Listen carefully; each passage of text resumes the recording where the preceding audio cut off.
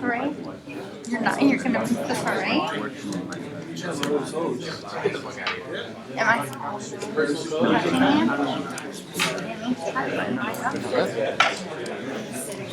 There's a personal code. Which account? Did you try the event? Huh? No. The one from yesterday, did you get online yesterday? If Aaron needs to get online, he can use this one. You need to get online, try this one. Oh. I might take up on that in a second. Thanks, man. No problem.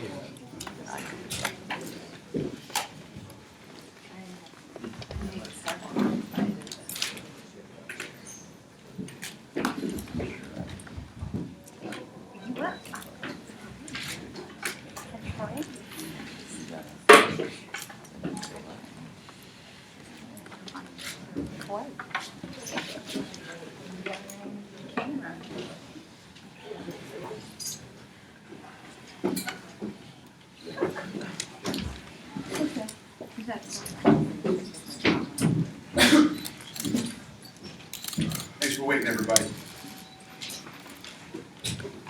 So, before we get going here, I want to tell you guys a couple things. So moving forward from here on out, tonight the prelims were on Fox Sports 2. From now on, they'll be on Fox Sports 1 from here on out. So, like the first night that we went on air, there'll be 5 hours of fighting on Fox Sports 1 when we do these fight nights. And Vitor Belfort and Dan Henderson, they're fighting Saturday, November 9th in Brazil, and that fight will be on Fox Sports 1 too. The attendance tonight was 5950. The gate was 355 to 90. Fight of the night was Condit versus Kampmann. KO of the night was Thatch. On TV, I called him Thatcher. I apologize for that. And submission of the night is Zach Cummings. Everybody won 50 grand. Congrats to them. These guys will be here in a minute. Who's first? Hey Dan, how's it going? Good, how are you? Good.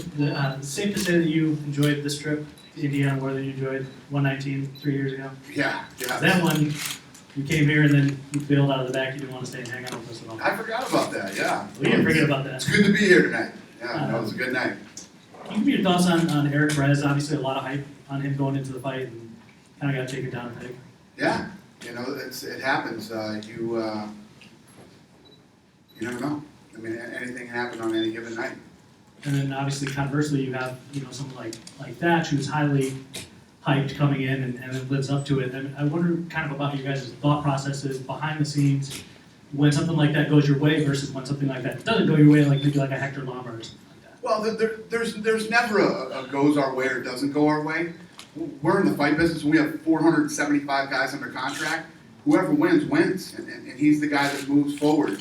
And believe me, I quit many years ago saying, oh, this guy's got to win, that guy's got to win. It just doesn't work that way. Whoever wins, wins. And reality is better than anything you could ever dream up. So Thatch wins tonight, looks impressive. People are buzzing about him. People are talking about him on Twitter.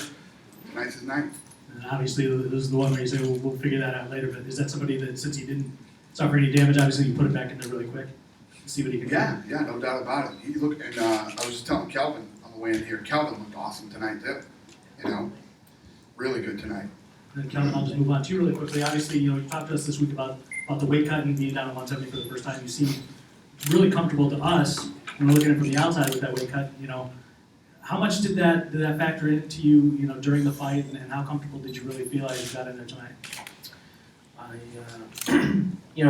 was working with nutrition guru, the master, Mike Dolce. I felt good. I felt really relaxed. I felt like I really belonged there. I felt real good, real relaxed. And obviously, being higher, on the Tough Show didn't affect you whatsoever. But Is there a part of you ever that wishes you had made that move down sooner? I mean, No. No, not at all. I mean, everything's been going as planned, and I'm here trying to do the best that I can.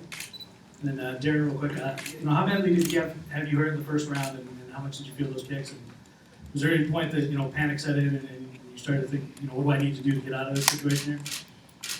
Yeah, he hit me there maybe 3 or 4 times, and the first one really didn't affect me, but after like the third one, it was really starting to affect me. I was almost doing a crunch standing up, so I had a little bit of a panic mode. I kind of grabbed him up and did a little bit of grappling and kind of hung on there and tried to recover there. And when the second round came out, my breathing and everything was going better for me, and it worked out good. Is there a part of you at all that wishes you could go back and take back that Mendes fight and not take that fight? I mean, I know you guys a lot of times will say, losing sometimes is good for me, but that sets you back a little bit. I don't look at it as a setback. I had an opportunity to fight somebody that most people didn't want to fight. A lot of people didn't want to take that fight. And I'm a guy that says, hey, I'll fight anybody that they give me, and they offered me the fight. I was healthy after the other fight, and I took it, and it was a good opportunity for me. If I beat Mendes, I would have put him right there in the title picture, but instead I got knocked out. But I learned from it, and I'm here, and I'm trying to get better each fight. Yep. I like that. That's right. You're right. Dana, obviously you have a couple of big welterweight fights in November, but where do you think the performance by Kampmann tonight puts him? He dominated a tough opponent. Do you think this puts him right back there for a title shot when the time comes? You mean Condit? Condit, yes. Yeah. Condit looked great tonight. He's one of the best guys in the world. He's always exciting. He goes out to finish. He's one of the best in the world. So he's right there. He's going to be there. That makes sense? I think so. I guess I'm just wondering, depending on what happens with GSP Hendricks, I mean, there could be a rematch, but would Condit then be possibly the natural next person to step up? I don't know. We'll see. But like I said, he's one of the best in the world. He looked awesome in that Johnny Hendricks fight. He looked awesome in this fight here tonight. And again, he's another kid. I love his attitude. He's a finisher. He goes in there. He doesn't go in there to go 5 rounds. He goes in to finish it. So anything is possible. Then Evelyn Rodriguez from Global.com Brazil. I just want to ask you your thoughts on Cerrone and Dos Anjos fight. Yeah, it was a good fight. A couple of tough guys, closely ranked, and it was a big win for him tonight. And Rafael, I'm going to ask in português, sorry. Você pode falar um pouquinho, na verdade, você não é favorito dessa luta e acabou que você conseguiu uma vitória muito importante hoje, talvez a mais importante da sua carreira. Você pode falar um pouquinho sobre o que estava passando na sua cabeça ali dentro do octógono e a importância do seu corner hoje? Do me a favor, translate for yourself there. I asked him about he was not really the favorite one for this fight tonight, and he had a big win. If he could talk about what was going through his mind, and also if he could explain as well the importance of his corner. Yeah, he got a better position on the ranking than me. And there was a big chance for me to prove everyone that I'm a top contender.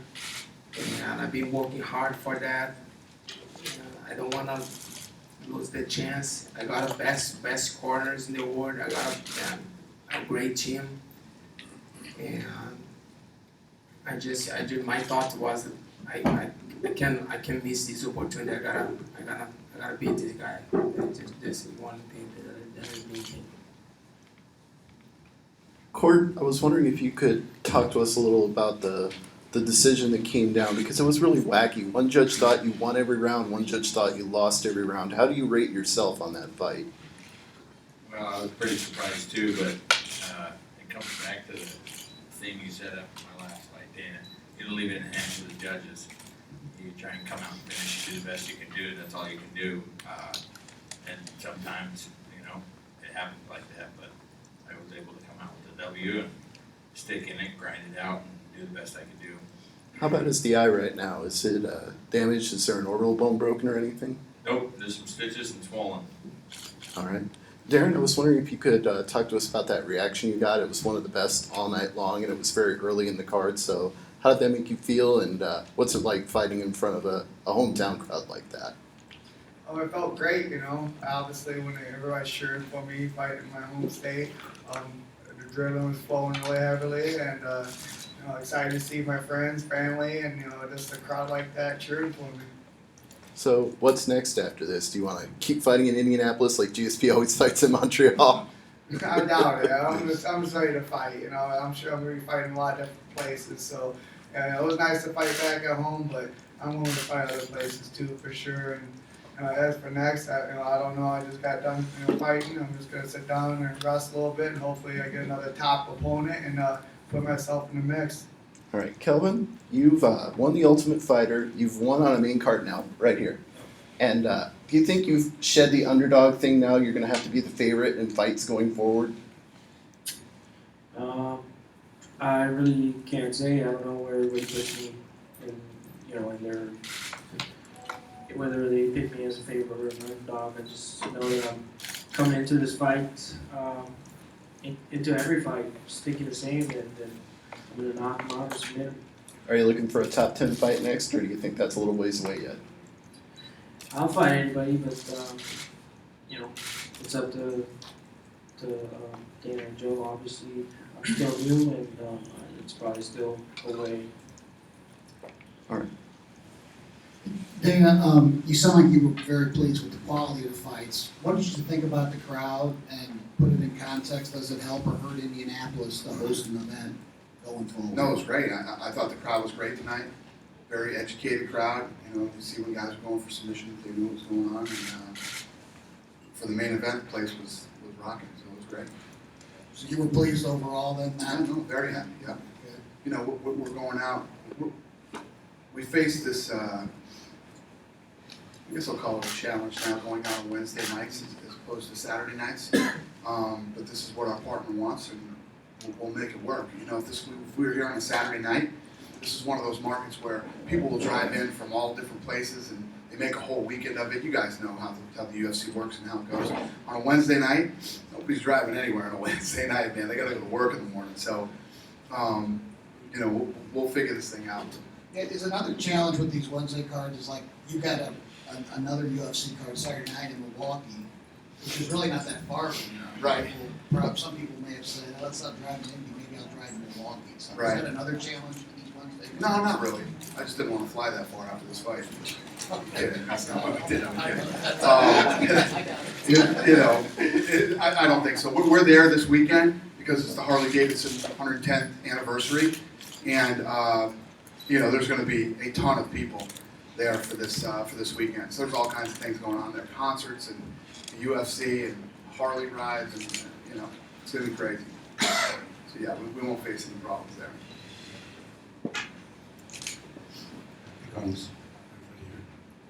Congratulations on the win. So I know you've had a chance to avenge the loss in the past.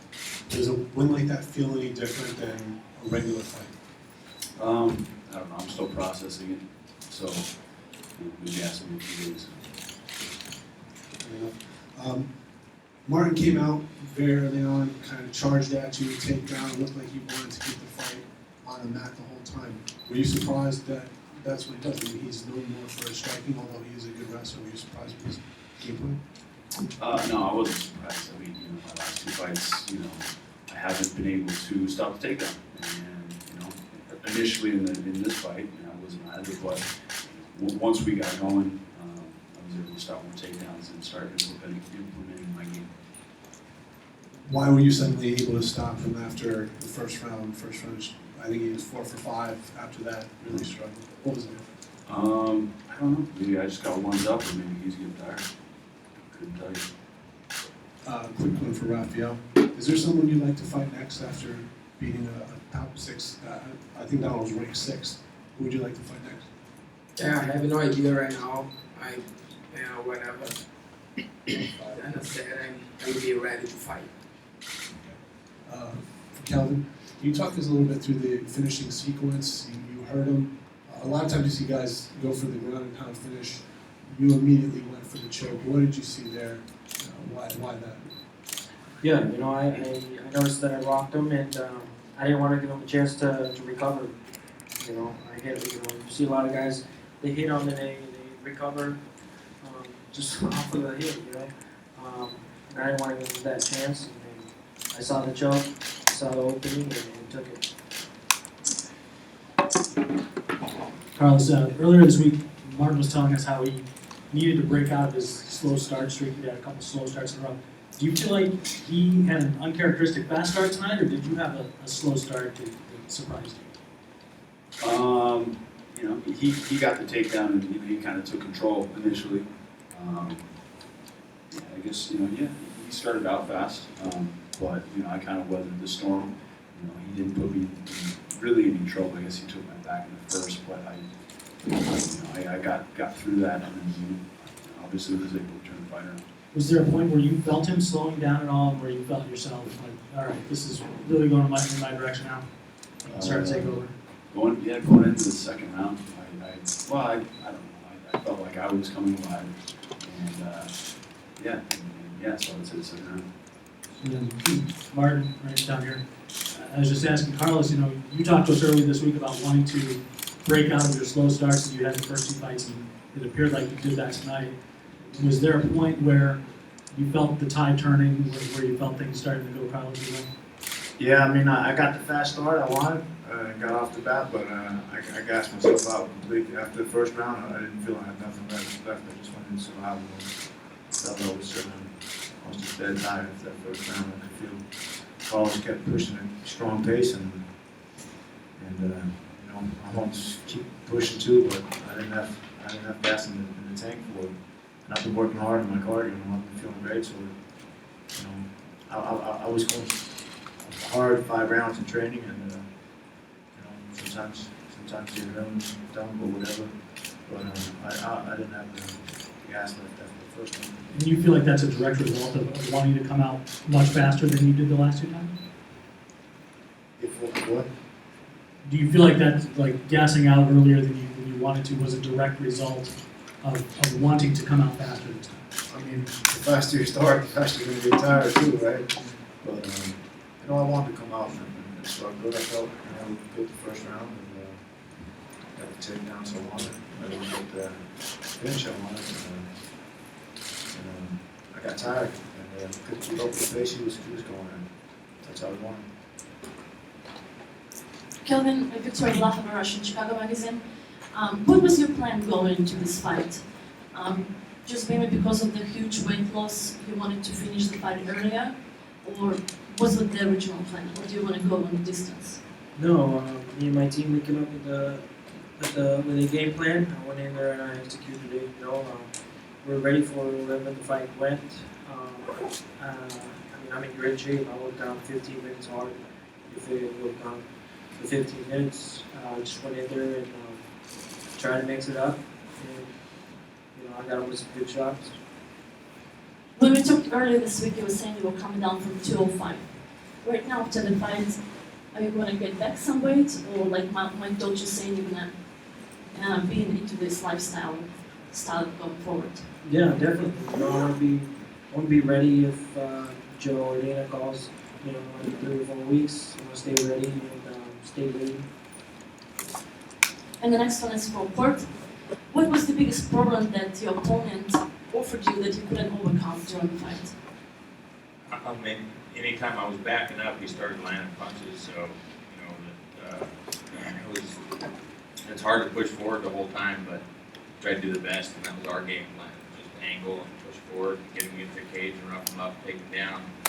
And, you know, it doesn't always happen the way you plan. You just have to adjust to, you know, whatever goes on in the cage. You can go through a lot of emotions, and you go through a lot of training. And, you know, I've been doing martial arts for 20 years, and things don't happen exactly the way you think they should, but you have to be able to adjust. That's what I tried to do. I just know backing up, I didn't do as good as going forward. And my last one for Martin. Martin, coming up from this fight, what would you do differently going into the next one? Is it going to be a difference in your preparation, or maybe just the pace of the fight, or maybe you just come out and pick your form at the wrong time? What did those last part you said? Or maybe you just, when you guys train and you come into a peak your form, but sometimes you don't time it wisely and you kind of miss this peak and you're overtraining and you're overexhausting yourself. I felt great in training. I felt I was in great shape. I was going 5 hard, killer pace in training. But Carlos he kept pushing a pace, and after that first round, I just got dead tired, and I couldn't keep up with the pace, and I was tired. I was really tired, and it doesn't feel good to get tired in a fight, especially when the other guy's pushing forward. But then you just got to dig deep and keep going and keep fighting. But I felt that I was pretty damn tired. But hats off to Carlos. He did a good job. There's Paul from YCN, Super Deal. Yeah, to me, 2 fighters, everyone, 2-1, well, but 2 fighters who kind of stick out to me, Raphael and Calvin. In your mind, what are some matchups you're seeing for them coming off these performances? And I never like to make fights the night of the fight. But obviously, he moved up today in the rankings. And then as far as him, somebody asked him earlier about what's next. He had jumped into the top 10. The kid won the Ultimate Fighter, and he just won a fight here tonight. He's 21 years old. I'm not saying we're not going to give him a top-rated opponent, but you got to let the kid get some fights under his belt. We'll see what happens. And you won't mention it yet, Wood. I saw on Twitter you had mentioned that in the Roger Bowling fight that you thought that it was not an illegal kick. It was a little hard from some angles on the press row to see. It literally was not illegal. It was not an illegal knee. That kid won the fight, and I want to pay him his win. Carlos, Second knee hit him in the shoulder.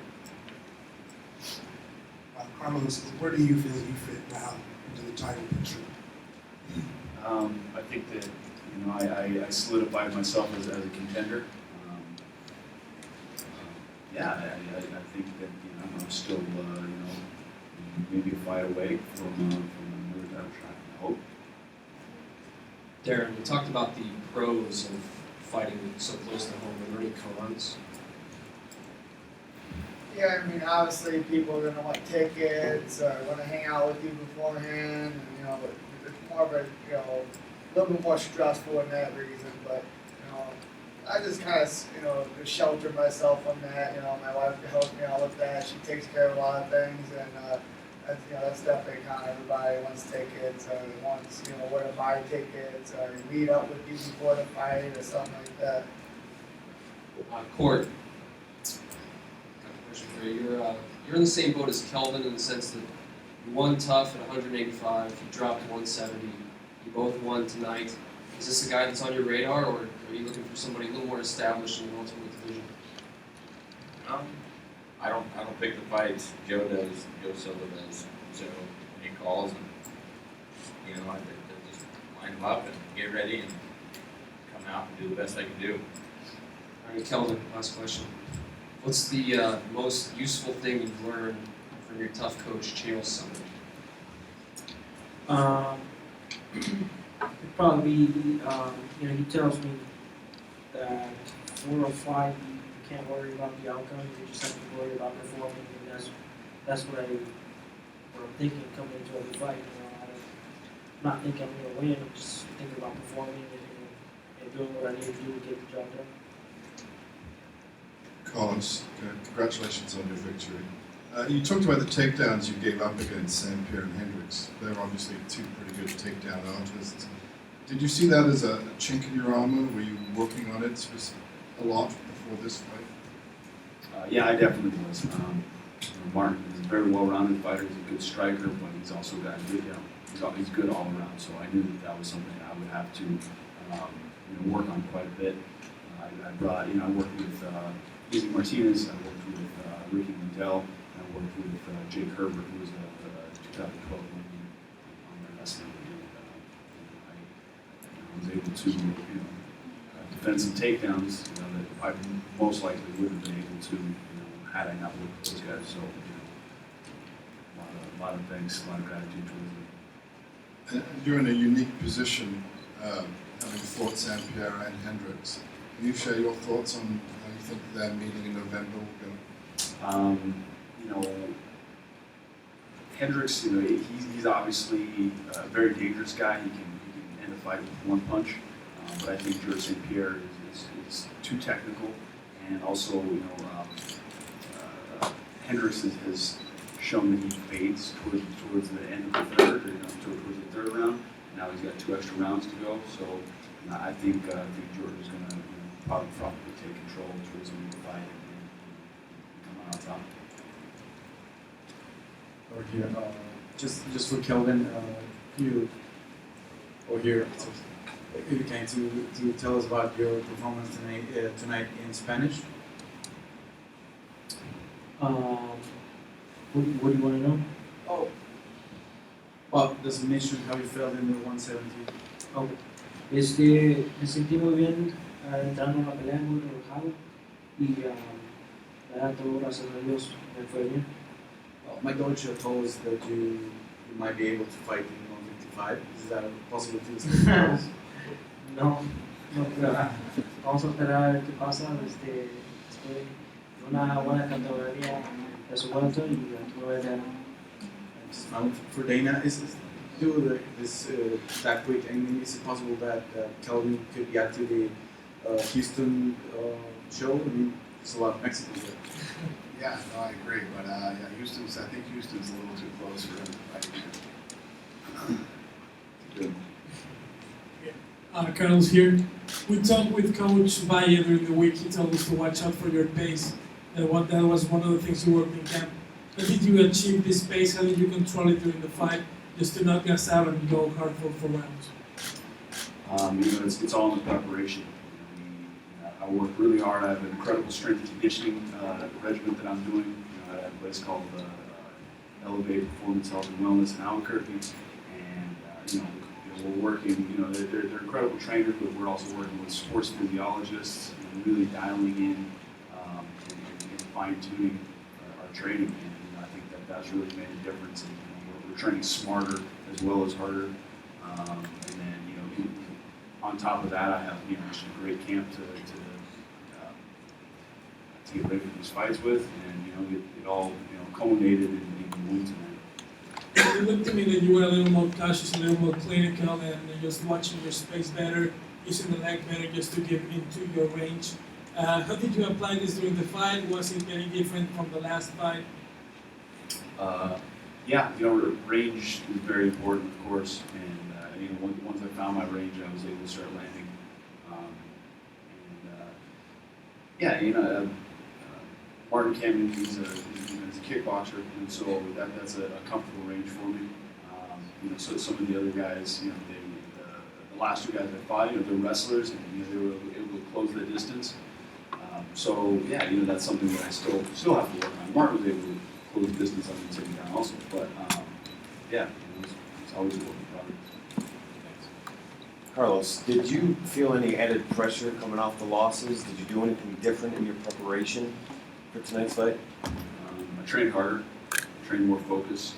You know, I didn't let that, you know, the thought of those last fights consume me, but I used you know, I used the mistakes that I made in those fights as teaching tools, and you know, and really, you know, I was really motivated to improve in those aspects of the game that, you know, I was lacking, basically. Martin, I know you mentioned that you were exhausted after the first round, but did you feel that the lacerations that you suffered and the cuts that you suffered, did that affect you at all? I know that, you know, it was, you know, in your vision, did that affect your vision at all, and did that play a factor during the course of the fight? I mean, it's never fun to get cut in a fight, but I'm kind of used to it. I kind of get cut every fight, you know.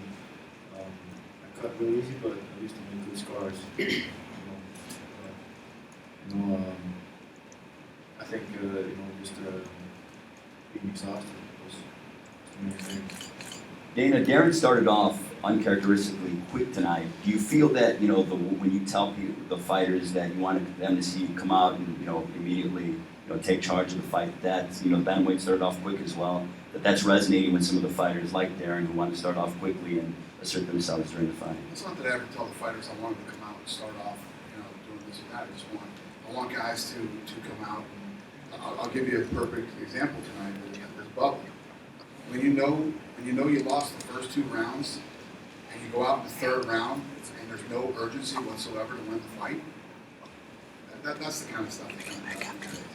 I don't ever tell guys how to fight. Just say, listen, you guys train hard. You're the best in the world. You're here at the UFC. Go out and perform tonight. That's what people are tuning in for. That's what people bought tickets for. That's why people are here. People want to see you do what you do. And it's about performing. I don't ever tell guys to start off and do this or do that. It's just perform. Darren, one more quick one for you. Do you feel like you're still flying under some people's radars? And if you do feel like that, what can you do besides just winning fights to change that? I feel like I'm starting to come out of the radar a little bit, but I'm still a little bit under the radar. Obviously, tonight was a more exciting fight, but I think I still got to work on finishing some fights. Obviously, you finish fights, you get more publicity. So I'm gonna keep working that. But Hayoki's a tough guy. He's never been finished, so I'm trying to push the pace and try to put it on him. But he's really technical, so it was hard to do that tonight. Do you feel like there was a point where you were close to finishing him, or you were putting yourself in a position to maybe get there? I felt like I had the 3rd round, he was starting to gas, and I was starting to land some good ground and pound, but he has good wrist control, and I tried to pass his guard, and he got it right away, so I really don't think he was ever in danger of being finished, but I landed a lot more shots in the 3rd round. Then, can you ask know that your impression about Takeya Mizugaki's fight and his performance tonight? Yeah, finally a Japanese guy got the right decision here, I seriously thought, I was like, if this kid gets robbed in this fight, this is going to be crazy. He looked good. I absolutely thought he won the fight, and I don't think it was a split decision. I think that he is very reactive, so as a Japanese fighter. He can make fireworks against American or Brazilian fighter. How's the impression about his performance? He can do what? Fireworks. Japanese fighter always making the distance, and they don't like fireworks exchange punch. Yeah, no, he goes in, he mixes it up. He throws big shots. He's exciting. He's fun to watch. That was a fun fight. I was really hoping the kid wasn't going to get screwed because it looked like he was gone. Thank you. Manolo Menendez from Prensa Hispana. Dana, what do you think about Goyito Perez's performance tonight? Does it change any idea about him in the hand? About who's? Goyito Perez. Yeah. So what about it? What about his Yeah, performance? what do you think about his performance tonight? Yeah, like I said, he went out against a tough kid who was coming after him, and I don't think the fight was as close as the judges had it. It's what happens. You never know. You never know when it's not going to be your night. And Carlos, in case that you are next in the title shot, is there any preference that you have either by the style or because you want a revenge or something in some Piero families? Of course, I'd like to rematch both guys, but I'm kind of leaning towards Johnny Hendricks just because our fight was so close. I came real close to a finish with George, so I don't know. It's a tough question, but we'll see what happens. Thank you. Carlos, you've had a lot of signature wins in your career. You defended the WC title multiple times. You beat Nick for the interim title. Now you've won this main event on Fox Sports 1, the second ever card on Fox Sports 1. Where do you rank this in terms of your other fights? It's up there. The opportunity to fight on the main event on a big card like this is always it's awesome. And I performed. I'm happy with my performance tonight. And I can't really rest on my laurels. We got to keep moving forward, look towards the next fight, and look to see what I have to do to improve. And you told us in the media workout on Monday that you felt that 5 rounds was playing to your favor. It seemed like it went that way. 4th round, you had a lot of energy left. Was that your impression as well? Yeah, I did have a lot of energy. Yeah, I mean, I've been in those championship rounds a couple times in my career, and endurance has always been a tool and a weapon for me. And I have good endurance, and as good as a guy is, when they get tired, it sucks. Yeah, but that's the question, of course, is you get that GSP rematch, are you going to be able to tire him out? See. All right, and Martin, how many stitches did it take to close up that cut? I don't know, I didn't count. Sure I got a few. How are you feeling overall? I'm more than there this morning. I felt like go in and get a win against Carlos, but tonight was the better man, and congrats to him. I'm just disappointed. What about a rubber match? Would you like to do it one more time? Sure. Dana, is that going to happen? Not right now. But I mean in the future, obviously, but. Sure, in the future, like 3 years from now, we're going to make that fight. All right, every 4 years we get that fight. That's not a bad deal. Question for Carlos Condit. Carlos, did you feel any tension in your dressing room after your teammates lost three fights tonight? No, not really. You know what? Like, we train as a team, but this is an individual sport. Your teammates win sometimes, they lose sometimes. It doesn't matter. You got to focus on what you came to do, your task, and in the back of my mind, I didn't want to make it, 0-4 for the Jackson's camp. So, the thought came to mind, but it's an individual sport. A question for Dana White. What do you think about Dylan Andrews tonight and his performance? He lost 2 rounds, and in the third round he came out with injury, and he came out so great. He came out so what? So good, so great. He knocked Papiabelli out. Yeah, well, knock him out? Yeah. Yeah. Well, he looked horrible the entire fight until he knocked him out. But he was injured, so what do you think about him as a fighter, about his performance? It's a weird situation. He had a horrible night, yet he had a great night. He looked like shit. Then he gets the knockout. It's kind of weird, huh? That's how it works sometimes. This is for Dana. Hatsune Aoki, wasn't long ago, when he came in, we were talking Jose Aldo, potential title fight. The kid's lost, 3 straight, but they've been really close fights. And he hasn't looked bad, he's just lost. Right. Usually 3 is the magic number, so, where do you, look at it? I mean, where does Aoki stand in your opinion? Well, he had a good night tonight, and we were just saying that a minute ago. He's a really tough guy, and he was in a really tough fight tonight with another tough kid, and he finally got the win. I'm just happy that it worked out for him, because for some reason, a lot of the Japanese guys don't get the best decisions in the UFC for some reason, and he got it tonight, and he deserved it. I don't think it was as close as the judges had it. I had him winning the fight. I didn't have the split decision.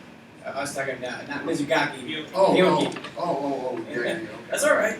So yeah, I just want to know where you place him now, even though those are really tough fights he's had with Lamas, Rita, and now Darren. Where's he stand? Well, it's never good when you lose 3. Yeah, he's a tough guy, and normally you'll see with a lot of guys who come and bring it and fight. You normally don't, you don't fight a couple fights and get cut when you really do come and fight. So I don't know. We'll see what happens. And then one for Carlos. I know every fight's important. You seem to really embrace the urgency of this particular fight. In the pre-fights, talking about do or die, the bigger picture. How did that motivate you going into this camp and knowing what was on the line in this fight? I didn't want three losses in a row, and then I definitely didn't want two losses to Martin. The first fight was really close. I didn't want it to be close. I wanted to come out and make a statement. In preparation, that was a big, big motivation for me. And it was just went well. It was my night.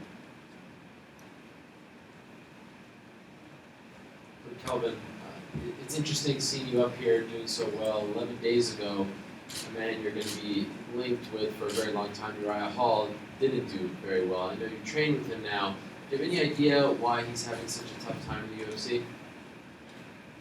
I have no idea. You know, I've trained with him.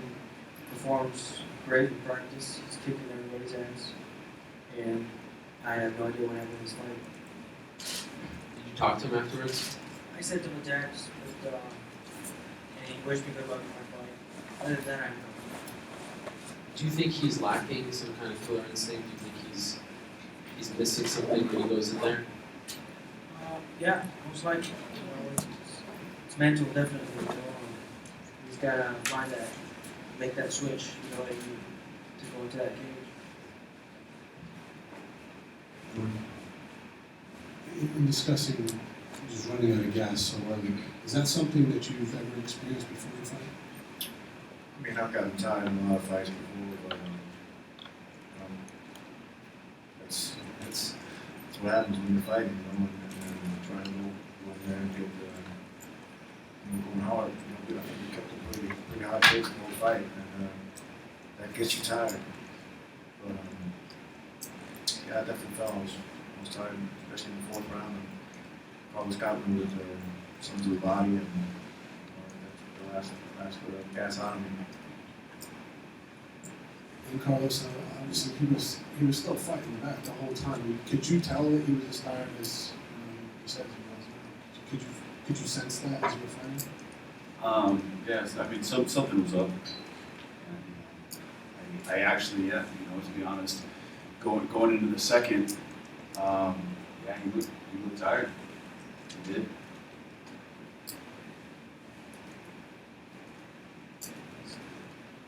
We'll do one more. One question more, Dan. Go ahead. One word to describe tonight. One word, I'm happy with tonight. It's great fights. You know, a lot of young up-and-coming talent look good tonight, and a lot of veterans look good tonight. So it was a great night. Very happy. Crowd was great. Players were great. A lot better than last time.